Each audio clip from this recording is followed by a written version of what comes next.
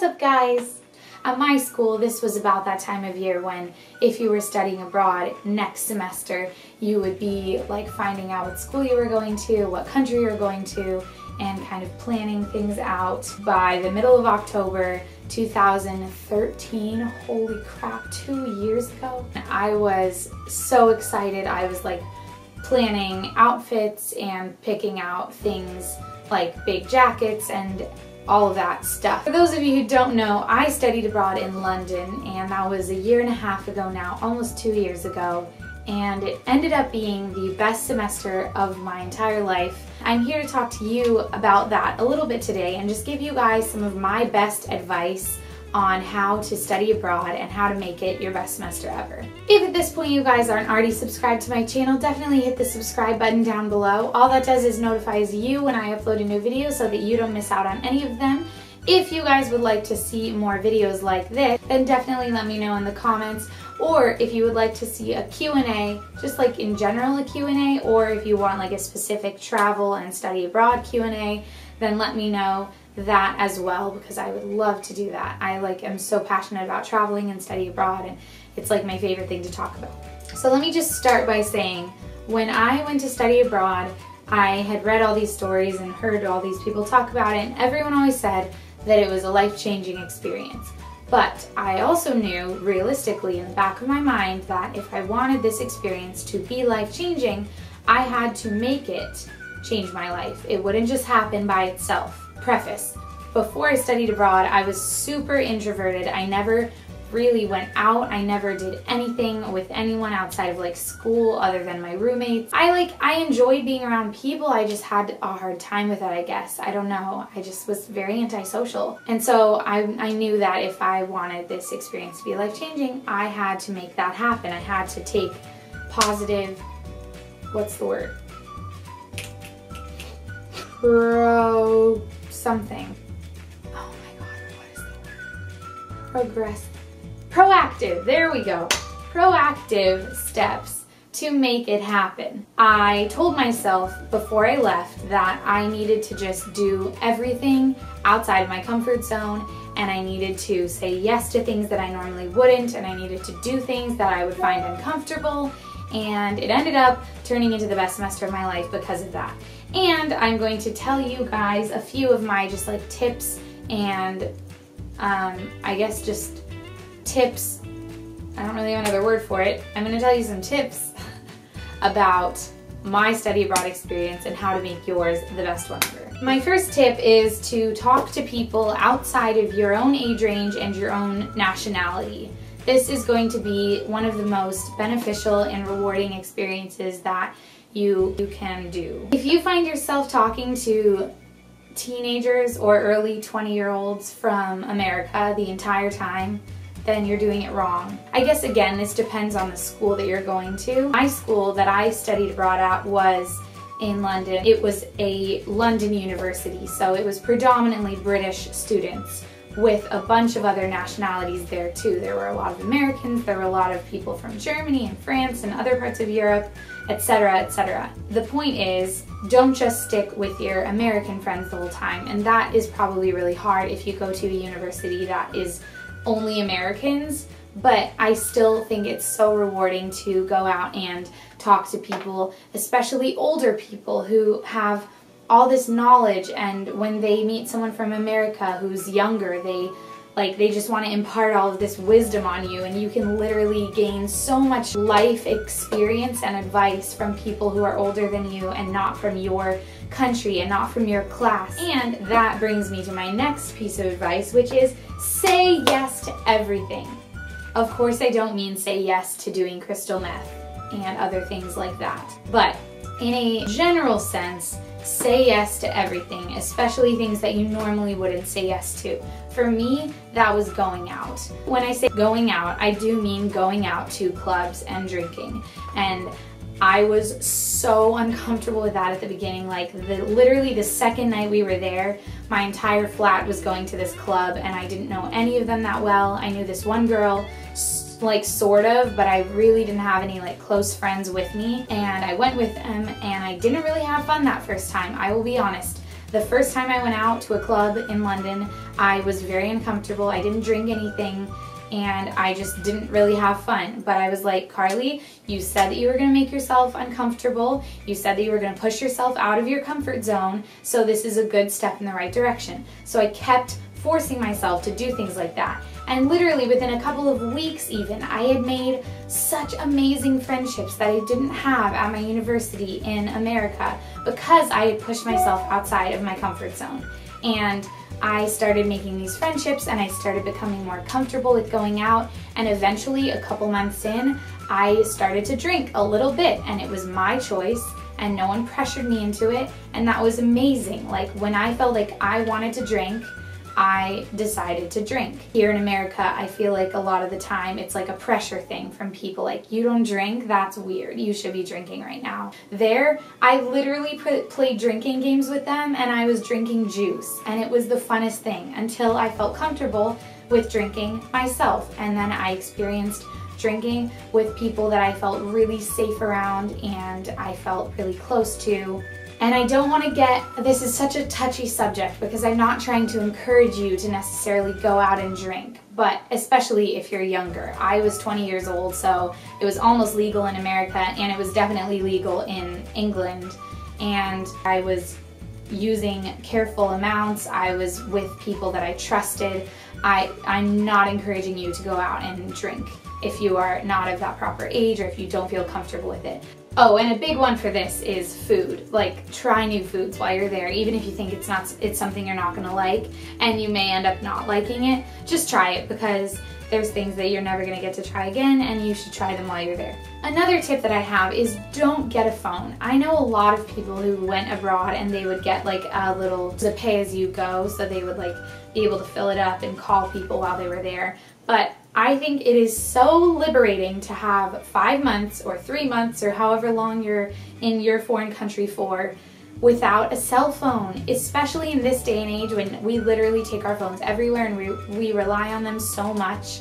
It is so liberating and so amazing to be able to accomplish things without it. For example, one time me and my friend Janie were planning on meeting in Amsterdam. We were both studying in London, but she went to Paris a couple days before I did, and then we were gonna meet in Amsterdam.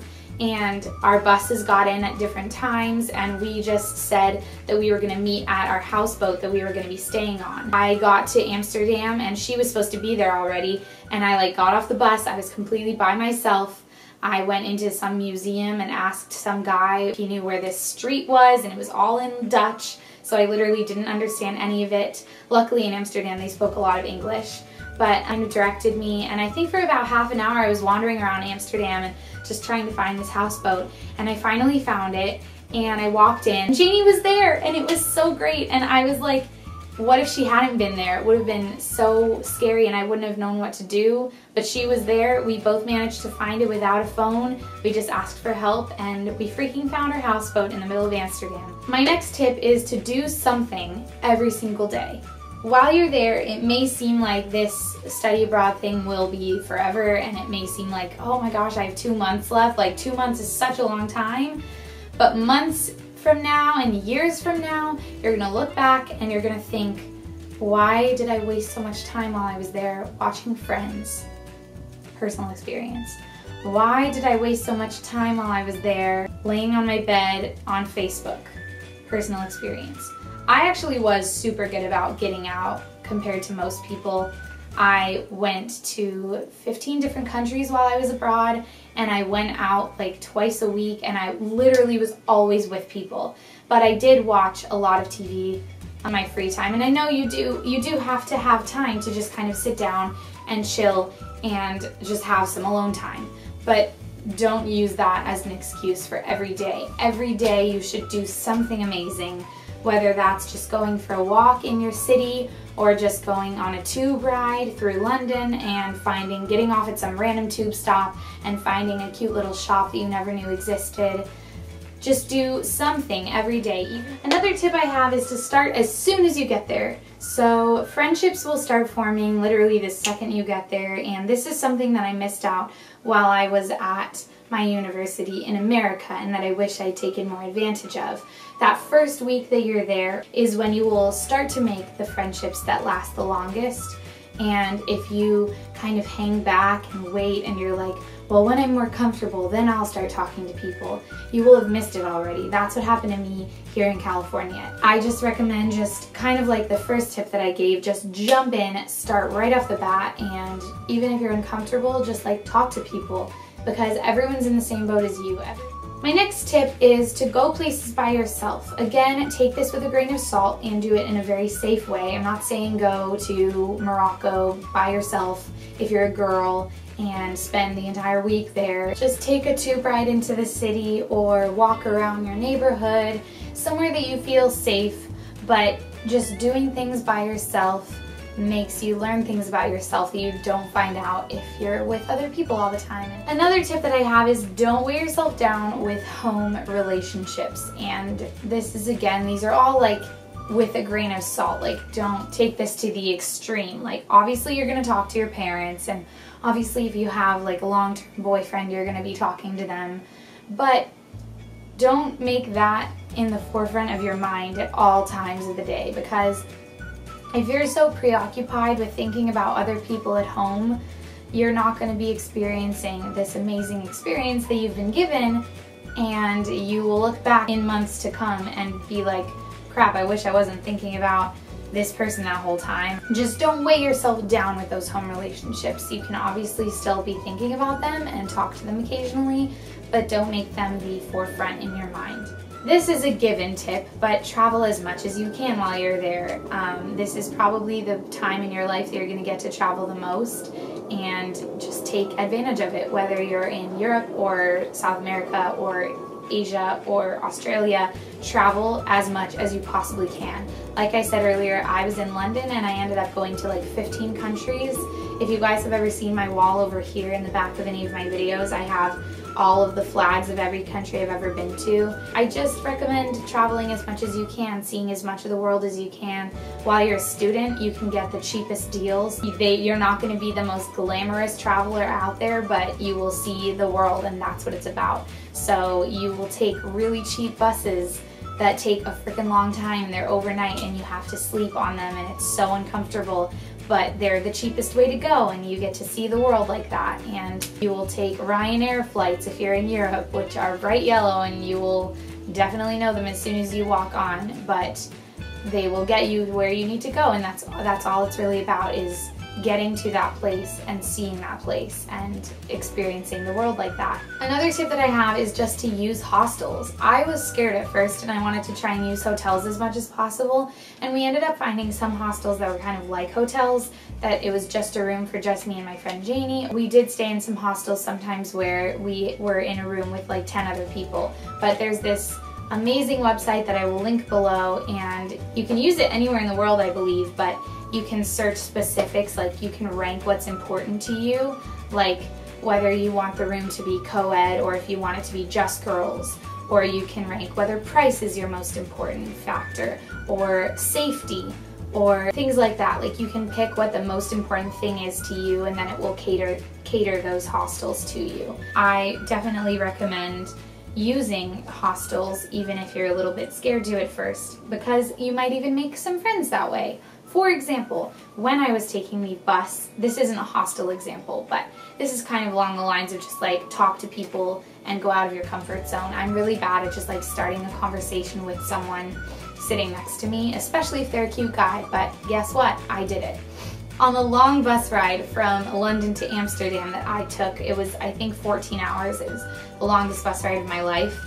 There, literally like the second that I sat down in my seat, I was by myself. This is the one that I was meeting Janie in Amsterdam.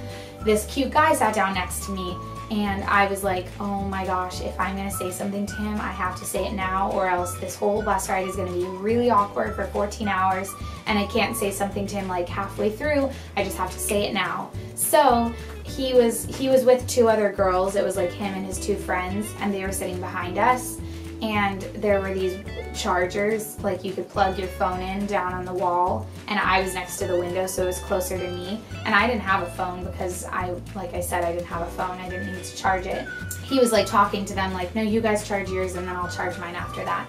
And I was like, I just like said to him, I was like, did you want to use the charger? I'm not using it. And he was like, no, that's okay, I'll just use theirs. But then after that, like literally after saying like 2 sentences to him, less than 2 sentences, like 2 words to him, he started asking me questions, and he was like, oh, like, because he was British, and he's like, oh, are you American? Where are you from? What are you doing here? What are you studying? Like, and I just made a good friend out of him, and like, it was just really nice to have like kind of a friend. And then when we got to Amsterdam, we kind of parted ways, but he gave me his Facebook name, and we're friends on Facebook now, and we follow each other on Instagram and stuff. So it was just really cool. Like, I was very proud of that interaction, that I was able to step out of my comfort zone and talk to a really cute guy that was from another country. My sort of last tip is, when you're asking yourself, should I do something? If you're even doubting it, say yes, do it. That is like the moral of this whole video. If you're asking yourself if you should do something, say yes. So if you're asking yourself some night, should I go out tonight? Do it. If you're asking yourself, should I go on this trip with my friend? Do it. If you're asking yourself, should I kiss this guy in this moment? I would say do it. Obviously, again, like, don't take this to the extreme. If you're like, should I have sex with this guy? And you know that in the back of your head, like, you shouldn't, then don't do that. But if there's a cute guy that you're dancing with at a bar and he's like making a move and you want to kiss him and you're doubting it, I know for some people that's a no-brainer. It's like, well, obviously. But for me, that was like so scary when that happened. And then I was like, you know what? Like, I'm in England, I'm here for 1 more month, and I'm just gonna kiss him. And I did, and it was so great. And like, just say yes to everything. And I am so lucky to have something that makes saying goodbye so hard. I think that kind of sums it all up. I hope the message and moral of this video, even taken away from study abroad context, but really specifically applied to study abroad, is just do things outside of your comfort zone. Really take advantage of the time that you're there, because it's gonna go by so fast, and it can be the most amazing experience of your life. And I hope that if you're going next semester, or if you're there right now, I hope that you can take advantage of it and make it the most amazing time of your life, because looking back on it 1.5 years later, I wish every day that I could go back and relive the entire 5 months that I was there. I look forward to the week that I'm gonna go back in April, and I wish so badly that I could go back for longer. And it was just the most amazing time I've ever experienced. So, on that note, I'm like about to cry. On that note, we will end here. But if you guys didn't already subscribe, then please subscribe down below. Not all of my videos are like this, but I was just feeling really into this today and kind of talking about study abroad. And like I said earlier, if you guys want to see a Q&A about study abroad, then definitely let me know in the comments, or you can just leave questions in the comments if you have any specific questions for me, and I will try and answer them, or I'll save them for a future video. But I really hope that you guys liked this video. If you did, make sure and give it a big thumbs up, and I will see you guys with another video on Wednesday. Bye!